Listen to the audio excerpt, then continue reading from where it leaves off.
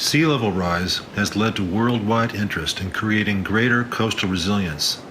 But in California and throughout the Pacific Basin, resilience is equally linked to seismic risk, which will occur before sea level rise reaches a critical threshold.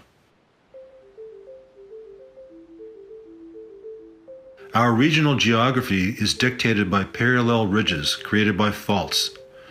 This generates a north-south corrugated topography over the entire Bay Area, which deflects all of our regional patterns of development. San Pablo Bay is different. As the bay takes an eastward turn, fault ridges plunge into the water, creating headlands. Current infrastructure like Highway 37 and the rail lines that encircle San Pablo Bay are brittle and about to break due to flooding and liquefaction. Could we turn the infrastructure that is parallel to the shoreline to become perpendicular, developing the stable headlands and ridges as a new armature for things we can't afford to lose to flooding or liquefaction? San Francisco Bay is defined by multiple areas, but San Pablo Bay has the least clear identity, and yet it has major unique features. Large areas to the north retain much of their rural character, along with sloughs, rich alluvial soils, and tidal marshes awaiting restoration through the removal of levees. To the south, a dense corridor of working-class cities and industry stretch from Richmond to Vallejo, all seeking a healthy, connected life. All these communities share San Pablo Bay, the working estuary, as their common front door. San Pablo Bay is still a healthy and highly diverse estuary, a place where fresh and salt water are constantly mixing over the day and the season, along with the myriad ecosystem species that accompany them. Human communities along this San Pablo Bay Commons could also mix together, become more mobile, both economically and socially, using the bay as a means of connection. Who are the people who live here now and have in the past? What are those lives like over time and every day? How do they relate to each other? What markers of past communities remain?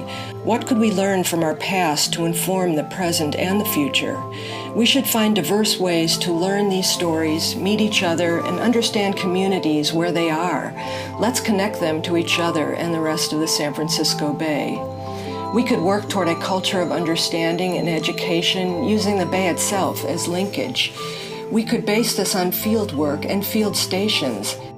We can use the perpendicular transects to understand a new continuum that connects uplands, communities, and the bay. They help us organize research into San Pablo Bay's ecological and social future in a way that supports those connections. Ground-up type initiatives we've seen from local heroes in North Richmond, like Tootie Mayer, Doria Robinson, and Whitney Dotson, should be key links in our understanding and proposals. We have the opportunity to amplify and expand community-based ideas. Early settlements were linked by a fleet of boats adapted to various bay conditions. These boats could connect people deeper inland on rivers and tidal sloughs to Napa, Petaluma, towns in the Delta. When railroads were built later along the flat bay margins, development expanded rapidly along their path. And when cars arrived, low-lying highways and bridges were built, increasing density further. Auto congestion now dictates the options for where people live and work. We have reached a time when returning to water transport and living closely with the bay is essential. San Pablo Bay, with its many headlands and landings, offers a test case. We could test the influence on settlement and movement patterns based on water transport and its simpler, flexible infrastructure. The next earthquake will quickly show. In the event of a large earthquake, WIDA plans to evacuate the entire city of San Francisco to Vallejo by ferry, and will rely on ferries and boats to live our lives for years, not just days. Could we use this moment to create a new civic and educational center connecting Mare Island and downtown Vallejo with the Napa River as the focus?